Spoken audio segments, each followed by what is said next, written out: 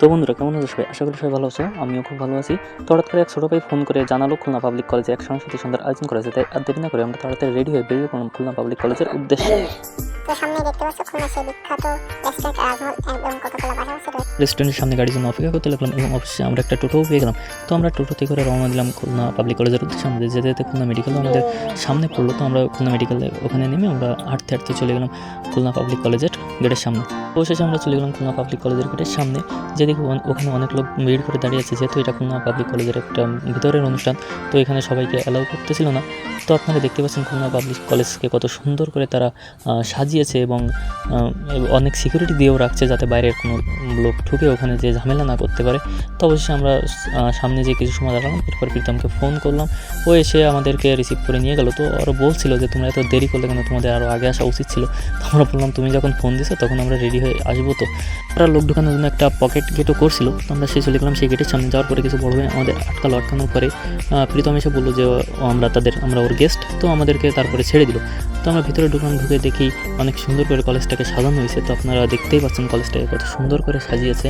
আমরা বাইরে থেকে কিছু ছবি টবি উঠায় ওরা একটা অস্থায়ী মিউজিয়াম করছিল, আমরা চলে গেছিলাম সেই মিউজিয়াম দেখতে। তো ওখানে যেয়ে দেখি ওনাদের পুরানো দিনের যারা স্টুডেন্ট ছিল তাদের অনেক ছবি টবি তারা সংগ্রহ করে রাখছে এবং তারা বিভিন্ন জায়গায় প্রতিষ্ঠিত হয়েছে এবং সেগুলোই করা। তো আমরা এখানে কিছু সময় ঘোরাঘুরি করলাম। এখানে তারা কিছু কবিতা ছড়া এগুলো লিখে রাখছিল। তো ওখান দিয়ে দেখা টাকা হয়ে গেলে তো আমরা পরে বাইরে চলে আসলাম। থেকে বেরোনোর পর আমরা রওনা দিলাম মাঠের দিকে। মাঠে যেয়ে দেখলাম যে ওখানে প্রচুর লোকজন আসছে, প্রচুর ভিড়। যেহেতু এদের ভিতরে অনুষ্ঠান ছিল, তারপরে এখানে অনেক গেস্ট সহ অনেক টিচার, পুরানো স্টুডেন্ট সবাই এখানে আসছে। তো এখানে দেখি শুধু অনুষ্ঠান নয়, এখানে একটা ছোটো মেলারও আয়োজন করা হয়েছে। তো এখানে মেলার মূল আকর্ষণ ছিল পিঠা। এখানে বেশি আসছিল পিঠা এবং ফাস্টফুডের দোকানগুলো নিয়েই বসছিল।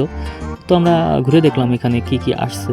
তো বেশিরভাগ বার্গার, চিপস এই জাতীয় অনেক খাবার সহ অনেক ধরনের পিঠা আসছে, আইসক্রিম এগুলো ছিল। তো অবশেষে আমরা সব দোকানগুলো ঘুরে দেখলাম।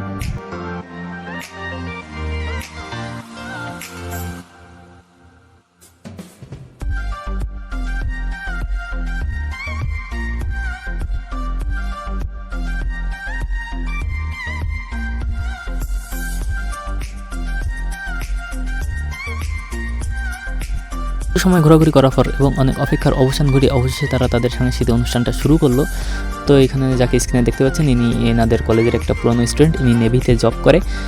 তো উনি অনেক সুন্দর কিছু গান শোনালেন আমাদেরকে, যেটা সত্যি অনেক সুন্দর ছিল।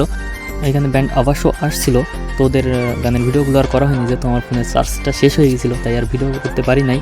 তো আমরা এখানে আরও কিছু সময় ঘোরাঘুরি করে অবশ্যই আমরা বাসায় চলে আসলাম। বাসায় আসার ভিডিওটা আর করা হয়নি, যেহেতু আমার ফোনের চার্জ ছিল না, আগেই বলছিলাম।